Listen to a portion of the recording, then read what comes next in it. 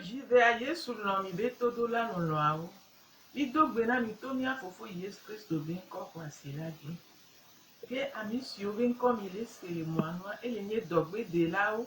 Emmanuel pe diamant Aouja. Le mi ave tanya gan Otson Corneli MS de Media Service Diffusion. Et to e ya mamia ni de nu fiofio gedeo de go e mi le to asilenti. Le ge ya wa mi le pomupo udo maso o le pome o me. Alo maso ke nanani kokoko le kari de o me. Udo tame do pripa o bene wade maso o aju ni adogo. Fofo ma unu san kata komi de akpena o.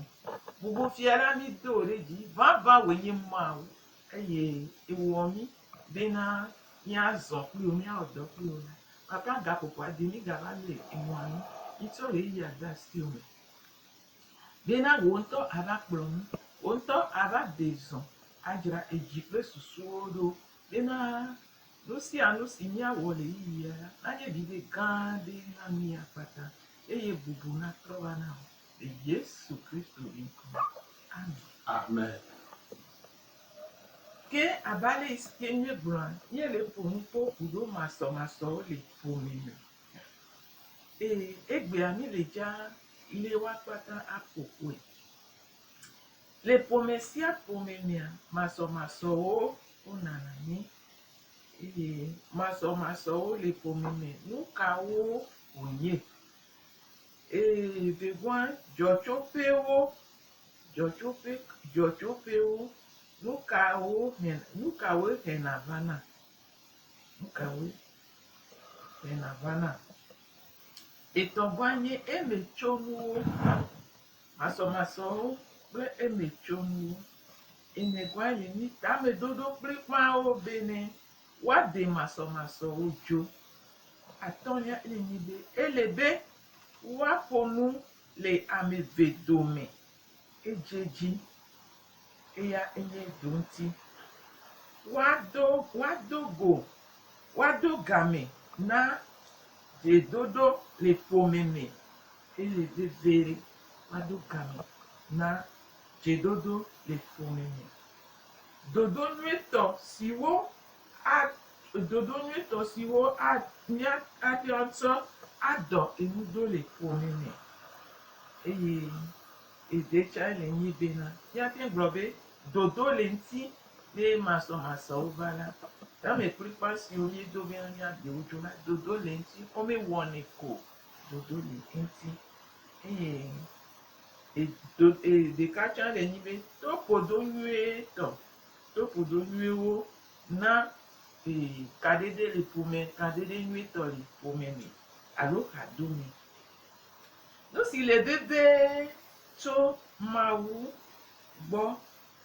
nyaga dojo alo nyaga po ke abale ke ni gbon ni dodo enwa igbon igbala maso le pomeme ele kokoko nukawo onye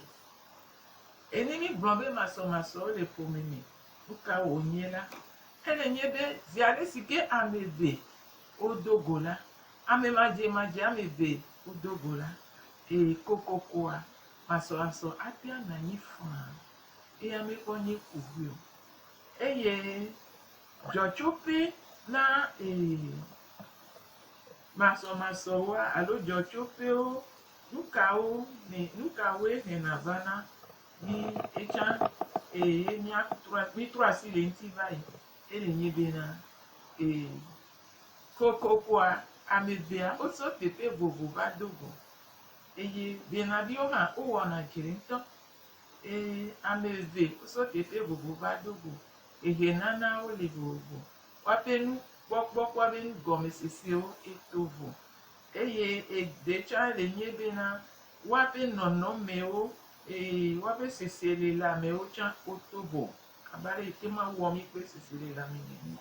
emi gagbon be edecha we le nyebe na domani ameare eyi sukuru kakata ya eba po gbeje nwere ya ni tela afla e ogome de jere sukuru pe o mako Wakuro va na nyi la. Vovototo gãɖe enana nyi le woaƒe nukpɔkpɔ de ŋgɔwo kple tame bubuwo dome gakea poposese le la me poposese le wa domea woanɔ anyi faa. Emawo katã mianya be vovototo le ƒoe eye eɖe hã ele nye afi si ke míedzɔ tso, afi si ke míso eye míabe dekɔ míabe duwo me ƒe nuwɔnawo alo míabe aƒewo me míagblɔ ne míabe aƒewo me ƒe nuwɔnawo. Míagblɔ kpo bena ame aɖe ke tso egatɔ gã va ƒe me ye enuwo azã nua mu wɔna naneke o alo gbɔnɔviwo sugbɔ ye eya mu bɔbɔna o. Eva ɖe ame ɖe ke eya nukpɔe wa teƒe kpɔ. Ezi edzi bena eva ɖe ame ke eya mu so nene be teƒe gã mea vovototo anɔ anyi ƒoe. Le eɖe tsã le nye be míabe deduwo mea ame ɖewo mígblɔ va yi kpɔ be ame ɖewo akplẽwo ɖuna kple aɖeme kpatsinuwo gake afi ɖewo ya fufu kple mɔlu wotsɔ ɖuna. Nenema amewoa alo ame ɖe so dzigbe eye ame ɖe so dziehe, ame ɖe so anyiehe nene be nuwoa enana bena masɔmasɔwo la do mo ɖa gake nene be nuwoa mímatati bena woanye to ye elana be míla nɔ anyi ɖo ɖuvɔa mímate no kpɔ ŋkume na mía nɔnɔme. Edziedzia míŋlɔna be akpa ɖewo ŋdɔ ŋku be ke mí le Malinyigba dzia ame ɖewo woso funu jeunesse mission Togo ɖe nɔ egbe ame sugbɔ wova yi skula ye eva kaka ɖo Afrika fifi. Amea le gblɔ zi ɖeka be yea yiwo le funua yewo mate ɖe Togotɔwo ebe nuketi be la te gblɔ nene o. Míawoa mí le ɖeka le Kristo me ebe woyi nɔ Togo sugbɔ ewu ame adre ava ame ewo. Ne kaplan ne va be yewo la ɖe Togotɔ tsã yewo la ɖe so edziehetɔ wa mate va anyiehetɔ gbɔ Frère Nicolas egblɔ egɔn be ekpɔ ŋɖe dzesi nene be nuwoa emi va do gbea kokoa ebe nua vovototo elana anyi gakea ne miatɔ mi wɔe nyuie ɖe alo ne mi sɔ afɔɖoƒe nyuiewoa miatɔ mi la so teƒe vovovoa mi la te nɔ anyi faa. Ye masɔmasɔwo la nɔ anyi pɛpɛ voa mi matati ela trɔ zu to ana bena mi makpɔ mía nɔnɔ evɔ mi le ɖeka tsɔ. Eme tso nuwoe ŋua eɖewo tsã le nye bena míabe sese le amewo ame ɖewoa enya ɖea wobina dzi kabakaba ame ɖewo ƒona nuƒo kabakaba voa woƒo nuƒo ƒoe enya ŋua musɔ wɔm ɖe be esẽ ɖe dzi alo esẽ ɖe abɔto alo esɔ do gome ne yewo. Amea eƒo nuƒo vɔ kpoa edzo voa ame ɖewo ya be dzɔdzɔmea enya ke do tome na wa wola nu to asi le ŋuti ale ebe susu me kaka ete nyi ƒe atɔ̃ ƒe ewo ya mu kpena ɖo nene be ame ŋuti o. Eva ve me be nene be ame vovo ame eve yiwo va nɔ anyi wova de wa nɔnɔ la kuviwo nana anyi gakea tame ɖoɖo kplikpã ɖo la nɔ anyi bena woaɖe nene be masɔmasɔwo ɖa aɖe nene be masɔmasɔwo ɖa. Emi le gblɔ be kokoko mi gbe o mi nɔ masɔmasɔ ya la nɔ anyi elabena eso kaka ede ŋgɔ me gbeside míatɔ mi sɔ nya ɖo Mawu ŋutia Mawu ke wɔ mía ye Mawu gblɔ bena gbea Adam kpɔ dzidzɔa ke nene be de ŋgɔ mea Adam sɔ nya ɖo Mawu ŋuti esɔ nya ɖo Mawu ŋuti egbe ma gbe la nɔnɔme ɖe tsi amegbetɔ me bena amegbetɔ ado dzesi ebe gbɔdzɔgbɔdzɔ kaba alo etɔ madzɔmadzɔ kaba agbetɔ tɔ edzɔna. Nenye be agbetɔ tɔ te dzɔ le Mawu ŋutɔ be ŋkume la eke nyi srɔ̃a eke nyi nɔvia eke nyi tɔa agbetɔ dzina kokoko bena etɔ ko ela dzɔ nene be nuwoa munye enumere pepele omemio de chanyi bena kafla amedobe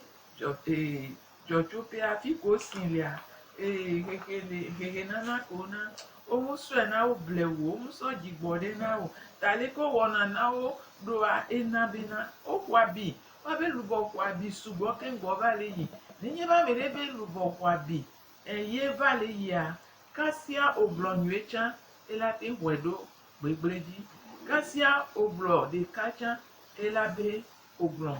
leke wa nenebe nucha egblena elena maso vana abale ke ngble sanina ya pe gbegbo blon gbogbo cha nye ende ke mi so na vana ta maso na na nipo nenye bena mi va do asupe antoko mi na nya maso na na nikwe nye bena gati nyawo domania sibele ken le gbon ga ko ko na la home alo le ko na na no ade kwa aba do fie kwa o ba le so ne be tepe a nu ko na na no e ko na be tepe amewo de kale amewo me la de fumi ye ma ga block po de mu de chambe na sigbe mi a firo a ne nyonua kaka pevoa no suo o ele o le o na be o la play nke adokpo nu ba vo na wa sron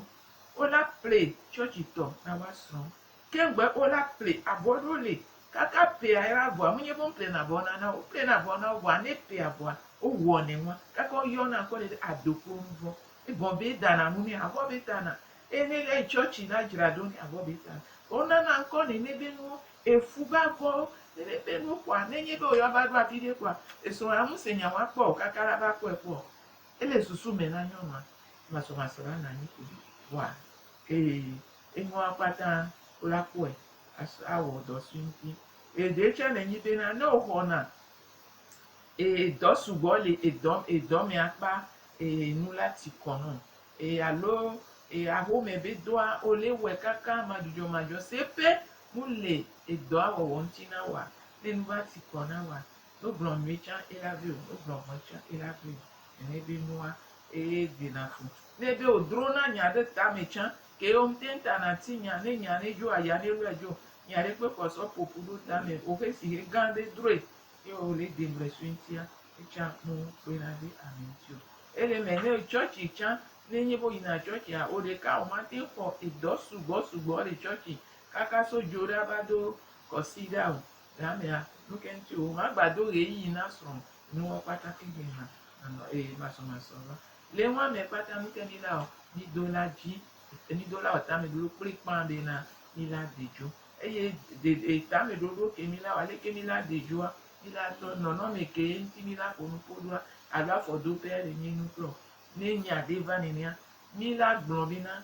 ato ejiri nye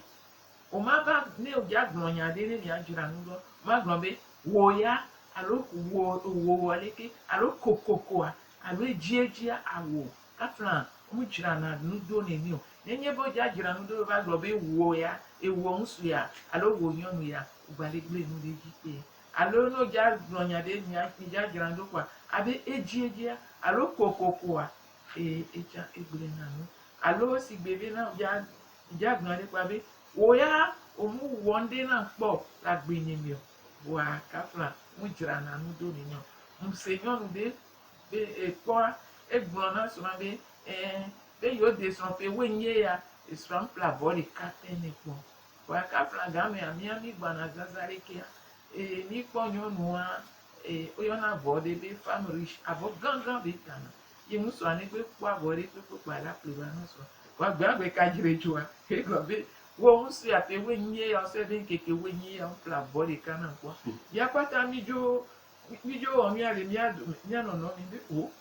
enron be agwa ke tacha kafla mi don kweta ko lo ka ni bi no e la ba we na jire ne adomi bi o ya e la ba ko mi va de ke mi la jira nudo mi ma gbon be o ya omu we na po tamyo e wo ni gba we ya ngba bo omu we na po alo wo omu su ya alo wo nyon ya awo o la to ejibe na enye enye abra enye kosiwali enye lekia enya kele ale yiko abo be nyami le jagbon alu nu kejo fifi ye be nyami le jagbon o to ejikuru nya ekpenade amenti ekpenade amenti yate gbon be na enya ede na funa be consider me kekia mi pona gami ani anu wa memle da gbe kenye ochan dide mebe nkekia oba no na monu kaka esalado ide enya to ede funam alo egbajina bena omu no na nkwana bubu no na home consider pata wa memle da gbere ka kenye ochan to na no ahomia urumia ova no imonu kaka izandu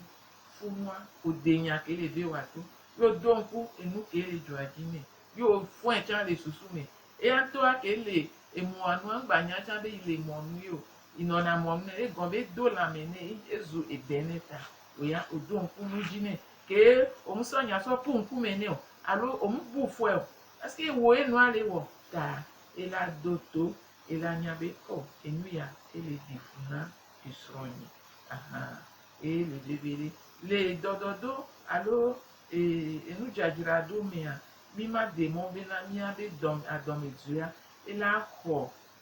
tepeo alo nu ele defuna mia ela ho tepe alo ela ho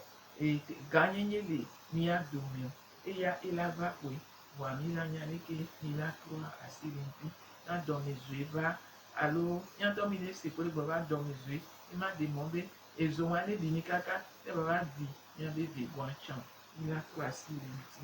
eye mi le gbonbele asitotro le ntia nono me ameton ele nti tutugba le ni gbobena nya nduji tonyejo oya to mujo ya mu le tepele ede mujagira dome le extra de peu nya nduji oya nduji ya to mujo nyo ifion bena le to asi amiaye ve gwa le nye bena nya nduji oya o gena kwe aha icha oya oduji nya mugen alo wa onyanwa nya nya de pe awo ma wu wa me de pe be ya nya de pe only one in next eji bibi ewurado enu abi gome ma jira nudo etogba ke le bebere le yen nko chanduji ochanduji a ele nye nono me nwe to ko so jira na nudo le eson de pe alo uko pede pepe enchanduji ochanduji a efion be na kemi ba na nya don ti nwe to a eso mi ame vegbo ochan so don ti nwere so ba vegbo cha so don ti nwere so ba kwa mi la jira nudo ase gome na mi anono nyebe aso jenu gome be kuro nya ekpenado mi anono nti eye mi le gbon be na nenye be nya de ba ye mi le ja jira doa nono me tutugba alo ta me dodo tutugba ke le me le nyi ko nti fafa me ba entia mi ma so nya so punku me na mi anono ake mi ajagba bi nti fafa me ba egon be leke mi la ola no pripi la gogo mi anono la no doa no na ma u bebere so wu enu potio parce que nya wi ma wi ji nya be de kanono nya pe nono nya pe ani nono pripa ele bebere na ma ina ma ke go ni ani uti na de ka ele nya be nya de ba nya de yokaba bi na ni agba no pripa ino na bebere na ma ta leke nya do nya do alo nya de maso ojuwa ebe nono mi nito a ni le fi won de funa be na ne mi wo ndudu voa omu vana apronti kaba vo de violi ja dan onyo sra le susume ina ni awo so ekem ni mu nya ni dobe afla eni no me na me do pepe e ga te menu ndu aso gbe funu be yara koko nke portable so da lo me funde jama omia wa onya pepe wa kenye difa fa yo le jia ye o le ja don kunu jinia e ko la gombe e de funa jinye alo e jinye e sakon me nyebe na mi wobo e mi la plantia ye oya omuvakaba dena yago no de viola ba planu alo de viola ba mani wa elajira nudo so bina gobe woya e wo nsu ya awo e wo nyonu ya ma wo bio so mi agbon le o nenye be na mi sugboa mi la gobe nyawo icha ya to nya jini ma gobe e wo lekele wa ma wi ajibina lọ́nà ìnáni tí a ní ìyàrá ìlà dèjò kaba àmìdó gbọ̀nbé na ìyóyà yòmú jìnnà tó kára tí a ní ìyàrá ọlábọ̀nú àwò òbọ̀nú à ẹlẹgbẹ́nu lè ntí o gbére ká aka bíjúkúrẹ́ pẹ̀lú abájẹ́jílẹ̀ kékòó àwò gbòò ìlàtìrìtẹ̀ èmúgbòba ẹ̀hìn àfọ̀kúba tààmú ní abẹ́ ọlábọ̀nú ní àríwá pa ní la dìda kúrò nànà mi ìwé tọkì nílé gbọ̀nwá èyí sọ̀sọ́kì ìlànà ní ìgbèlékè máa ọ̀chá ìsọ̀lì kìíní ìsíásí àgbẹ̀nìyà ní ọ̀chá ìlà sọ̀rọ̀ kìíní àná. Èdòdó ìwé tọ̀rẹ́ kèémí la kpla lè pò mẹ̀mẹ̀ yín bẹ́ẹ̀ náà àmì sí àmì tó la nyà nù sùn etí bẹ́ẹ̀ ní akpla lè kó gbọ̀nà bẹ́ẹ̀ àwọ̀ tọ̀nyẹ̀mú jọ̀ àló àwọ̀ nyẹ̀mú nyàwọ̀ emunya ke gbe nyemnya ne be nu alo nyemnya ke gbe edrania alo aglobina mubio sosoke ele musume ele nyomne mubio sosoke enu ame mewa egnya ele gwa le nyibe nko musweke o ne nyibe no bi omunya ye be bio sosoke ya ele bebe debe na akenu agblen ne be isoke eye asoke nya tete be na kadede nyeto na no mi adome eye nupo nweto a meba no yi eji egon bena nenye bena ameve lea tukarara na nyi kwe bwana ameve mu lea masoma te na nyu bwa ehia amebecha egba hia amesubocha ta abe Kristo toninia ene nebe no va mila yi gbogbo ko pe be nkun gbogbo ko pe la pili nyanti eye mila ko nyanto nti papa mi ate jini eye mi na te awo nyanti do nwere no no me de chali ane nya de va amero lea abe amero ko mi gbonbe no no me se mu le wasia munye be se be mu nyon ni ne nya mere ke o cha o se na no o wona nu clear mo jina bola nani o la donyado o le ko bo le jagu game na awo ye la tipo flanya ya mu Georgina mawo kakara Georgina edegon wa èdè ochanya ele nyibe le nyade va kwa o wa oya o la sonya so ti bebi beble nu nene wa o kana sin o enya na so enya kekebe na enya le va so bi beble mu le tepe o munyo enya le va la o fun switi kengbe amelo chan enyade a le nyade a nya bitukude la nanyi ano de gbesenti mo pere nyanti kengbe no no me de chan le a eyin no no me negwa le nyade va pa ya eji ti fafantia ebe mu wondo pa le zie do kujibe na ya na ti fafata ela bonu po ando le fun wa munyo echa munyo egombe na ela no gbenu le enemi ta ne amevegbe le kwa enyade maso lagba maso va yata ti goyi yata ti nyanto miabe endo miabe susu yago amedo gba ne ijo na ne ya ijo won lórí ọjọ́ ni mẹ́kọ̀ọ́ ní òkú àmìlẹ́ ní ìbá nà ní à ánú gbajì ní à ánú gblénu lè ń tí à ánú dé lódó nkú bí máwú lè ní àdùnmí máwú lè fọ́ ní tà ní ọjọ́ ni nẹ́chá òmùjọ́ ni nẹ́chá mú nyẹ́ bẹ́ ná àmìlẹ́ lè dúró iná o máwú ké bẹ́ ná esrọ̀n dèdè ní nàní àló ègòdódó ní nàní lè àmìmíà èlè bíọ́ bẹ́ ná neva kwa idejo kaba bena gbaba na yin la gbenu le amede ntio ta mawu ele do ya na munye bena amede ele do ina novia ta ni dola nya bena ni la wodo so nti abale ke ma obi onene ke mi ma gbon be na mi gbon be oya no no me wa alo ede wa awo mo le etepe le kadede nu eto ami o le keke be le ami anye ami amunia oya ola jagbagba be na awo don sweet ni mi abi ni be nuju iye ke wo ne nono la pere mi apatantie mi la jagbagba be na mi jo bobo mi ato mi do sepe na mi abi eden wo to wo do so ti o ado sepe na eden wa nenye be oya ojo be na enya ojo na gbe si agbe to oya mu gbolo na kenye be o ba di sonbo alo ba no ha do me boa e do me ya pupope ma we pupope ya aho me ya jagba be ocha o to ado sepe na do pi o ne no bi ocha e ba te po ebe tepe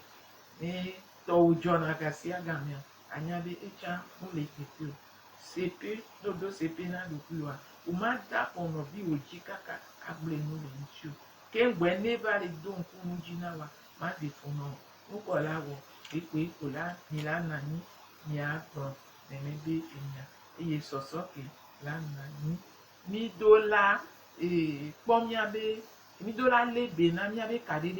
kadedea enye mu nwere ke le bebere na ma ukwu agbeto pata ta mi do la lebe na mi abe kadedea le pomeme tutugba le srom suku srom esronyon dome le pomeme tutu le pomeme edigwa le miaku miabe vio dome kudo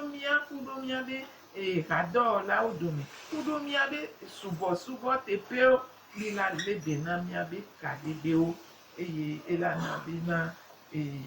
ila na ni nwere eye mi la kpo miabe nono me oji mi la kpo miabe nono me oji emi la na be na miabe gododo ela no subo le miabe gododo me alo je dodo me le nye be na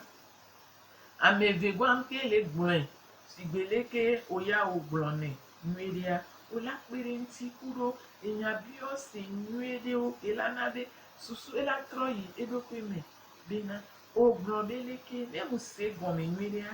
le to le ji la gbon ya wala don ku alo ela pere nti la be mu nene mu ji la gbon wa alo awo mu ji be ma gbon beleke kwa ebo mi apata mi chira emudo mi gbon be na ele bebere be na ne enya ke ni gbon bebere be na enya ke le bewa de na gble swintio bu na ka me swintio de gble so ma u be nyanti de gble so enu ke George na enu ke la na ti fafanti mi gba gbon chan be na gba so ye yo pata anu kunya me anu kunyanti anu glonyanti anu glenyanti o gba poto ke le ngona o la ke po ame ke na na be etoa edidi na ela pele ntio mi gba gbon be na ngba bu be na esron wa madabo be ntio alo ma jabo ke la jabo pepepe wa ne onya be na ela te be mi a ebe me ya ma banye enu dogodo no ke la lolo yi o ma tin le do pi o ta enyi enya ko mi gbon ijile na ya do nku jina ke gba mi aga so we mo iji ma do nku nya me be jina mi be na igbon ba yi be adela de igbe me ye epo la o la gangan o jo gba tro le na anono epo la gangan o popu tutu gba to ko popu a o so ku me do da ito ame lo la si na wa nono ye ko se ela ke gba wada owo ye ko ni la me a ko se wa be kwa o le wa o ku wa nono ti sesere ye o so afo le yen do da o so afo le nya ela la me a do da ye ke la me a ko da me ya o le wa nono sesere ya yo o le da fo lo gbe do me a e cha si yo mutele ende pe mute kasi wa do me to le pepe o ye ke gba zo yin go a e ka ko la o cha o cha o epo o gba na o nya be ele jaba le wa o cho la lo na wa no sisi le ba nu ke wa wo o tro gbe do me do da to ami ami se me trɔn gbe dome ɖo ɖa toa me eye wotrɔ ŋkume ɖo ɖa elã la mea ye wosɔ afɔ pɛpɛpɛ le tutu voa elã la mea edze agbagba kaka ele ame ɖeka ye ele ame ɖeka wodze agba wole wo hanyahanya le funu voa nɔnɔme ɖeka ye wɔ ne vovototo ke ele me nyi be ŋkɔ ame tutugba wa wowɔ roboto voa wole alɔ na wa nɔnɔ wɔ roboto voa wosɔ ŋkume ɖo ɖa etoa me wole kpɔ ŋkume na wa nɔnɔ wole wɔ ɖeka wole kpɔ ŋkume na wa nɔnɔ wonte asi wa. Nyɔ de nya la si miaƒo kane to dzinɔlawo yate yɔ mi le 93 04 38 38 93 04 38 38 bla si ɖeke vɔ tɔ̃ na ɖeke ene bla tɔ̃ vɔ nyi bla tɔ̃ vɔ nyi bla si ɖeke etɔ̃ na ɖeke ene bla tɔ̃ vɔ nyi bla tɔ̃ vɔ nyi mi le radio JVA yate yɔ mi ne nya ɖe le mia sia miabiɔ se alo daseɖiɖi kpui ɖe le mia si ana bena allo bonjour amen. Ici, il y a que des gens qui ont dit, et qui viennent, il n'est pas même il est. Et mais on dit que pour tout nager, on a au fond dans le plan mignon va, on peut voir tout qu'on voit. Et il y a qu'on a vu, il n'y a pas de, il n'y a pas de toi, il n'y a pas de, il n'y a pas de, il y a des petits, il n'y a pas de. Voilà, il n'y a plus de temps, il n'y a que nous, il y a des couleurs. Enyo yo atasi kale ne wa don chino le kago no na se alo nya bugo balasi wa yo akpe ma wira o mi le gbɔn bena nyateƒea le miabe nusɔsrɔ̃nua wogblɔna na mi bena nusrɔ̃e nye ta etia nyɔnua edo la bɔbɔ eɖokui nusrɔ̃e nye ta pɛpɛ wa kafla ne ta le ye ŋuti la mu le ta ŋutia ezu nukpekpe eye ne ŋuti la tsã le ye ta mu le ŋutia ezu nukpekpe ta eta ku ŋuti la ezɔna eye ezuna ame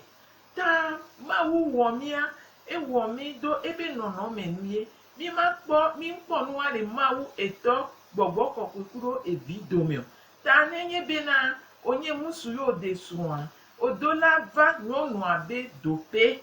eye enya ɖe lea mi la gblɔe eto oɖo la nɔ nyɔnua be dzi gbɔ eye nyɔnua tsã be dzia do la nɔ ŋutsua be eto gbɔ ele veve ɖe munye nye le funu o enyenya egble na nu ta kafla mi la do gbe la ɖo mia srɔ̃ ta sugbɔ bena enyenye wa ŋgbava na bena dziƒomɔ ma va ƒome. enyo akpe kaka mi le radio JVA ne nya ɖe le asi wa abiɔ se alo asɔ daseɖiɖi kpui ɖe kpe ɖe mia ŋuti ne todzinɔla le ɖa se ne gɔme la radioa ele ƒoƒo le 93 04 38 38 93 04 38 38 bla si ɖeke vɔ tɔ̃ na ɖeke ene bla tɔ̃ vɔ nyi bla tɔ̃ vɔ nyi bla si ɖeke etɔ̃ na ɖeke ene bla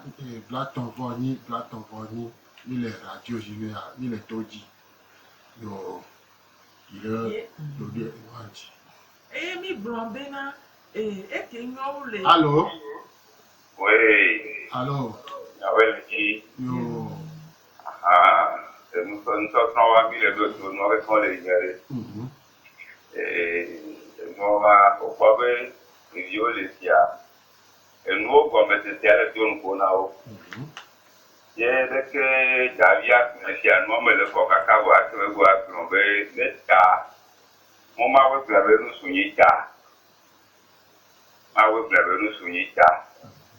eye ke nusu nyi ta ŋdeti wo gblɔ nenia ɖo vɔ aɖeke wo ba trɔ de gɔme sia ela wɔna ɖeviwo sia ele si ɖeke wole gblɔ sia be nyɔnu tsã ɖo ebe dua wonye be agbetɔ ɖekpe aʋutre lãme nea ekple lãme nea ɖekpekpe nusu eʋutre lãme nea ele lãme na nyɔnu nusu ketsã va yi nɔ te le nyɔnu ɖe gbɔ ƒoƒo ne ko anya be nu ya agbetɔ be tsitsi nene na ya mo ame le etsi wa ye ma te wɔ nu ke dzawo pa nu fiafia ne mi gba va se to afi ɖe ko awɔna na ɖevi ko le fia eye nyi fi ke o le titele wa son tefie ma so ma tole na nia ai mu fion pe wa ne o baba e wa dia do de kwa ba glenu okoya e ko gnetia e ke nya ga gnetia e vi ko le jo mu ja se komunio e nya pepe be ne tike ya kila de le ye tamule nu ala me ko tire tamule nu ama me so pe won aka como de dia ya ba no de como de kwa kwa ke nyoka kaka wa ko ba na di kwa o ba chaka gbe bi o ba chaka gbe bi o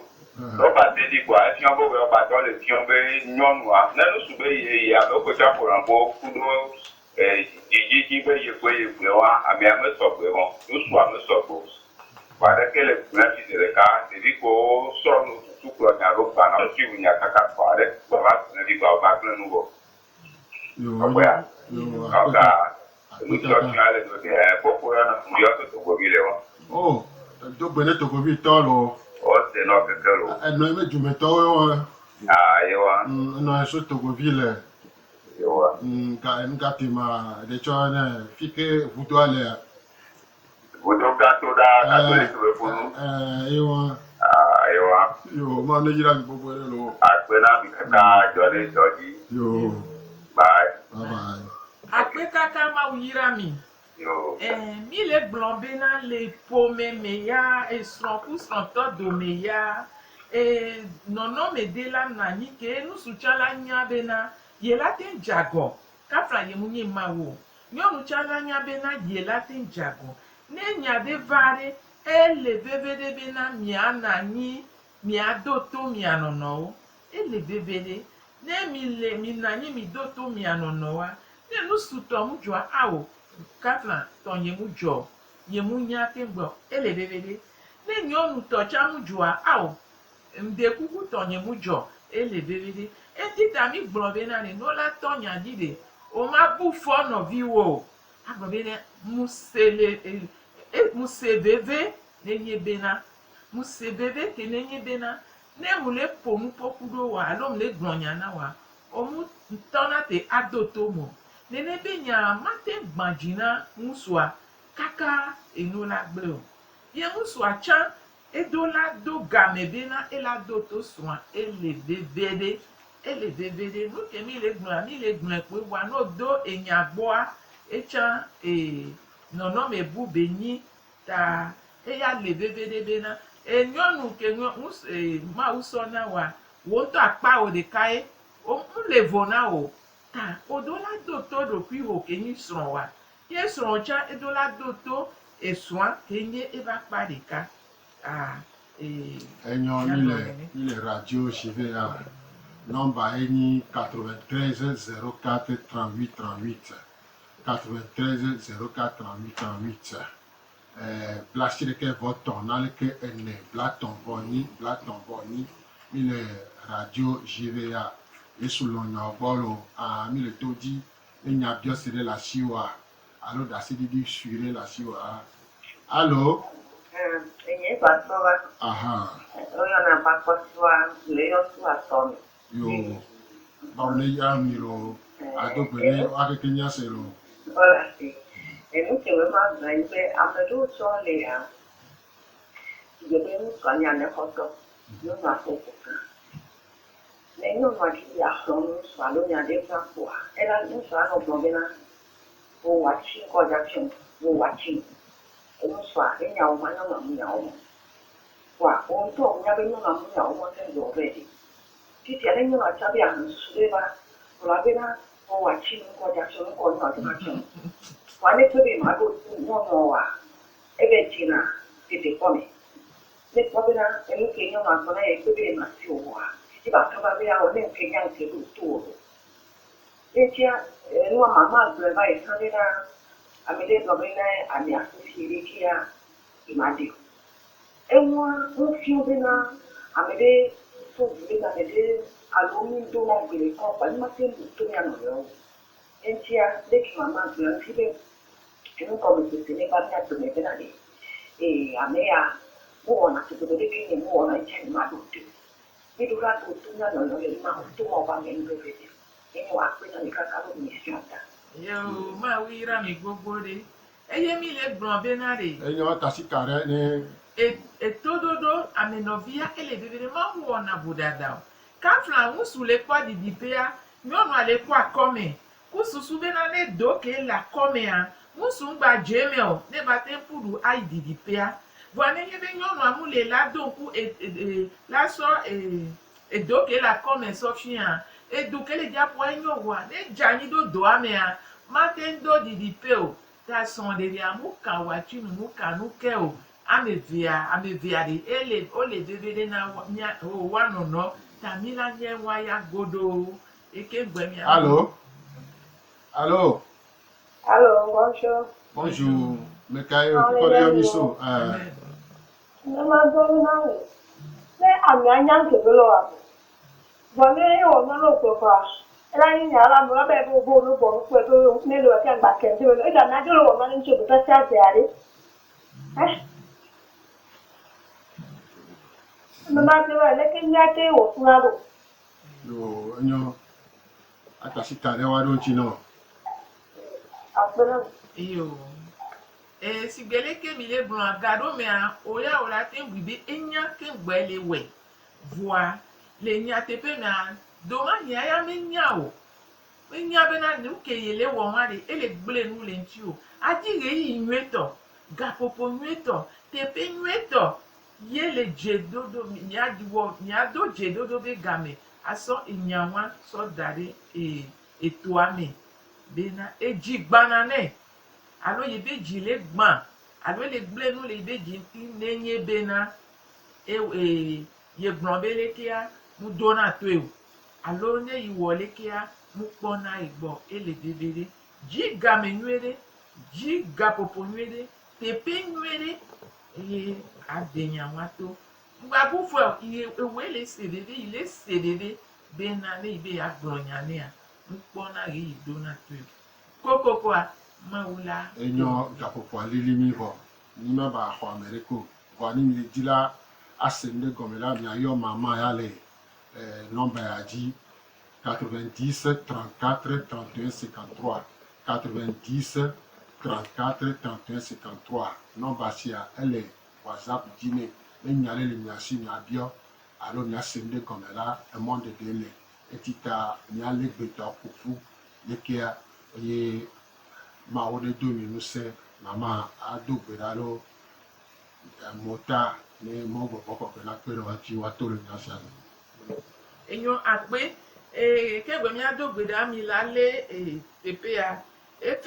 Efesotɔwo ƒe agbalẽ eta nɛ pipi blaeve-vɔ-adre ele veve ɖe bena migba de mɔ bena Satana la fi mi o Efesotɔwo ƒe agbalẽ eta ene pipi blaeve-vɔ-adre ele gblɔ bena ezã gbadodo miabe dziku ŋuti o miadze agba bena Satana ŋgba ge ɖe me na mi o miado ŋku atitsoga be dɔa ele nye nukɔ atitsoga be dɔa enye miabe ŋusẽ ele nyi sɔsɔ ke le ƒome me miaga ŋlɔ Mateo ƒe agbalẽ ta woenyi pipi blaeve-vɔ-ɖekɛ vana blaeve-vɔ-ve Mateo ta woenyi pipi blaeve-vɔ-ɖekɛ vana blaeve-vɔ-ve. Papa mi de akpe na wo bena ena ɣeyiɣi atu miasi mi de akpe na wo be ena bena kaɖeɖe na nɔ anyi na to edzi so esrɔ̃ɖeɖe me ava yi ƒome me ava yi godoƒe vovovo ta papa mi biɔ bena na mi nunya kple sidzedze ke la kpe ɖe mia ŋuti ne mialé be na miaƒe kaɖeɖewo na mi dzi ke la kpe ɖe mia ŋuti ne miatsɔ ake mia nɔnɔwo na mi bɔbɔ nyenye kple dokui bɔbɔ kple gɔmesese nyuietɔ bena ɖe o miase gɔme bena mehiã nɔvinye kokoko nɔvinye tsã hiã ta ma do ɣeyiɣi bena ne nya ɖe lea mianɔ anyi ade kuviwo dzo bena miawo ya mianɔ anyi mianɔ ɖoɖo eye miagogo vevetɔ miadi wo mawu eye miade wo ganyenye de go papa akpe na o be ŋuti woyɔ mi ɖo na be ne ve me le ƒomewo me le goɖoƒewo le kaɖiɖiwo kpata me gbɔgbɔ kɔkɔe xɔ mia dome nɔ eye na wɔe to mia dzi le Yesu Kristo be ŋkɔ me. Amen.